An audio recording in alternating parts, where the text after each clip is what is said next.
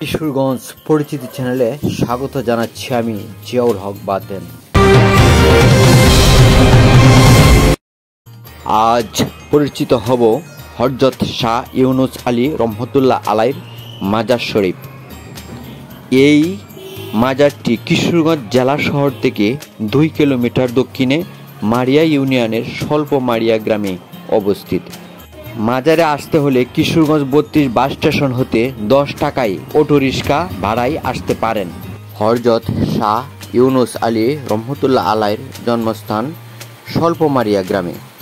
যে স্থানে মাজার হয়েছে সেটাই তার জন্মস্থান।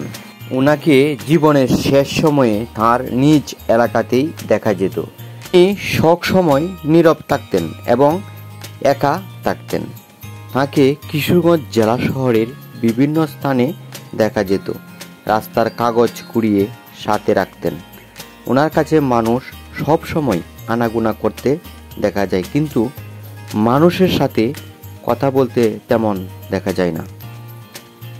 ওনার আজ 19তম ওফাত দিবস। এই উপলক্ষে আজ উরস মোবারক। বার্ষিক উরস উপলক্ষে আজ রয়েছে দোয়া মাহফিল, জিকির আজকার এবং তাবারুকের ব্যবস্থা। বাংলা 23শে আষাঢ় হযরত শাহ ইউনুস আলী রহমতুল্লাহ আলাইহির ওফাত দিবস এবং উরস শরীফের দিন। প্রতি বছর 23শে আষাঢ় ওনার উরস শরীফ অনুষ্ঠিত হয়। এছাড়া প্রতি সপ্তাহে শুক্রবার এবং বৃহস্পতিবার দিনের বেলায়, শুক্রবার সন্ধ্যার পরে মিলাদ মাহফিল হয়। আজ হযরত শাহ ইউনুস আলী রহমতুল্লাহ আলাইহির 19তম ওফাত দিবস এবং 19তম উরস শরীফ। হযরত ইউনুস শাহ ওনার নিজের জায়গায় শুইছে। উনি মানুষের দোকানে দাঁড়িয়ে উনি গাছলি লইয়া বাড়ি জিনিস লইয়া দাঁড়ায় রয়েছে, বয়ে রয়েছে।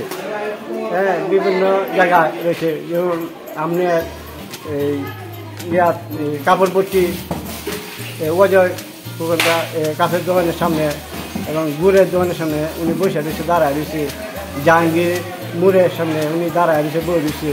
জলসার হোটেলের সামনে উনি আগুনের সোলার ফারে গাছলি লইয়া উনি দাঁড়ায় রয়েছে এবং আড়াবাড়ি কাছারি মুড়ে এখানে দাঁড়ায় রয়েছে, বসে রয়েছে উনি গাছলি লইয়া। ওনার নিজের জায়গায় উনি নিজে শুয়েছে। 36 বছর ওনার টুবলা গাছলি বাড়ি জিনিস লইয়া কাটাইছে এবং সীতা সাল যেন মরা হিন্দু লোক মারা গেলে করে এখানে রয়েছে। বহুদিন যাবৎ মানুষে খাবার খাইছে না, খাবার বসে, এরপরেও ওনার না খাওয়াতে গেছে না। উরস উপলক্ষে খাবারের ব্যবস্থা করছেন, তাই এখানে পাক করা হচ্ছে।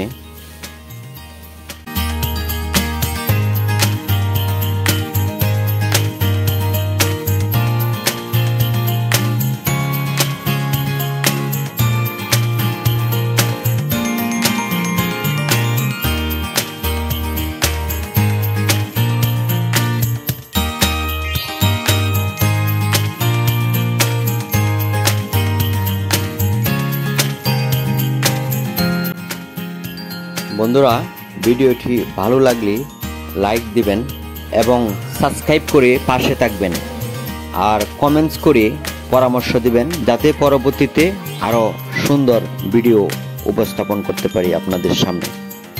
সকলেই ভালো থাকবেন।